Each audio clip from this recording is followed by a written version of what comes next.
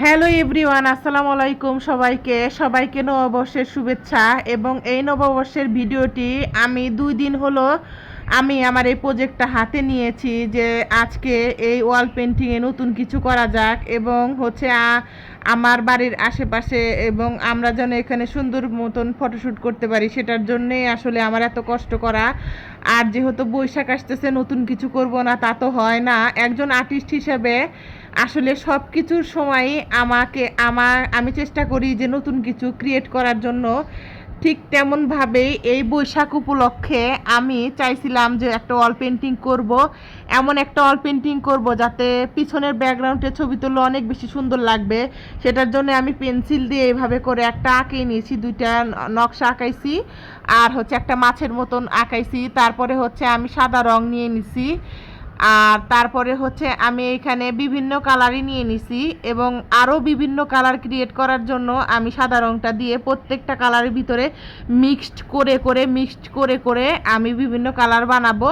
সেই বিভিন্ন কালারগুলো আমি অ্যাপ্লাই করব এবং তোমাদেরকে দেখিয়ে দিচ্ছি আমি অ্যাশ কালারটা কীভাবে বানাইলাম। অ্যাশ কালারটা আমি হচ্ছে সাদা কালারের মধ্যে হালকা একটু কালো কালার দিয়ে আমি এভাবে অ্যাশ কালার করে নিছিলাম। তারপরে মাছটাকেও অ্যাশ কালার দিয়ে আঁকাইছি এবং ভিতরের যে ওই ডিজাইনগুলো দেখতেছো সব জায়গাতে আমি অ্যাশ কালার দিছি।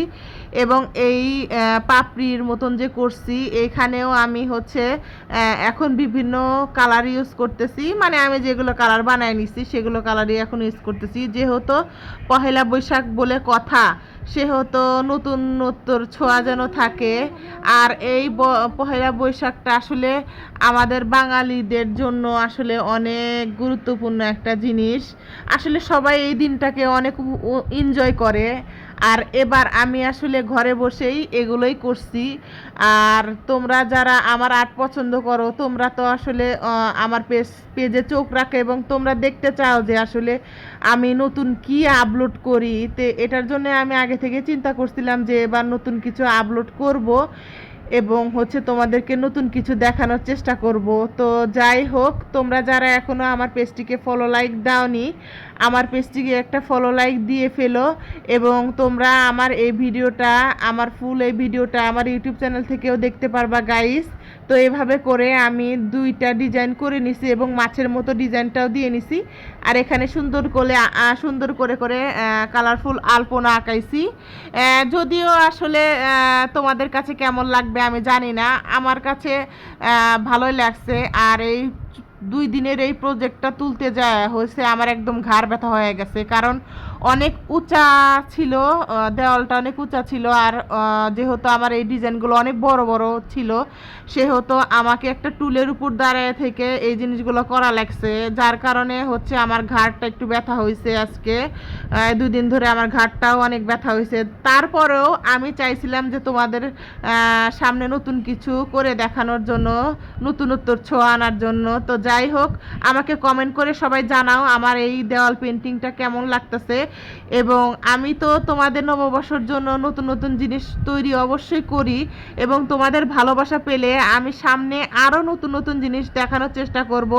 তোমরা আমার পাশে থেকো, আমাকে অনেক অনেক সাপোর্ট করো এবং আল্লাহ যেন আমাকে সুস্থ সবল রাখে, আমি যেন বেঁচে থাকি। বেঁচে থাকলে অবশ্যই তোমাদের সাথে নতুন নতুন জিনিস শেয়ার করব। এবং আমার এই দেওয়াল পেন্টিংটা কেমন লাগতেছে অবশ্যই কমেন্ট না করে কেউ যাবা না। এবং আমার এই ভিডিওটা ফুল দেখে তারপরে তোমরা আমার ভিডিওটা থেকে কমেন্ট করবা যে আজকের আমার এই পেন্টিংটা কেমন হয়েছে। সবাইকে অনেক অনেক নববর্ষের শুভেচ্ছা রইল। সবার এই নতুন বছরটা, বাংলা নববর্ষ যেহেতু, সবার এই নববর্ষটা অনেক অনেক ভালো কাটুক। অনেক অনেক জায়গায় তোমরা ঘোরাফেরা করো, কি কি করলা আমাকে অবশ্যই কমেন্টে জানিও। এবং আমার এই শুভ নববর্ষ আর্টটাও কেমন হয়েছে সেটাও আমাকে জানিও। এটা হচ্ছে আমি আমার কালারগুলো একটুখানি বেঁচে গেছিলো, তো কালার আমি বেঁচে গেলে নষ্ট করি না, সেটার জন্যে আমি এক্সট্রা করে শুভ নববর্ষটা ওটাও আমি পেন্টিং করে ফেলছি। তো 2টা পেন্টিং একসাথে তোমাদের কাছে কেমন লাগতেছে আমাকে অবশ্যই জানিও গাইস। ওয়াল পেন্টিংটা ভালো লাগতেছে নাকি হাতের পেন্টিংটা জানিও কমেন্ট করে। আজকের মতো এখানেই বিদায় নিচ্ছি। আল্লাহ হাফেজ, টাটা।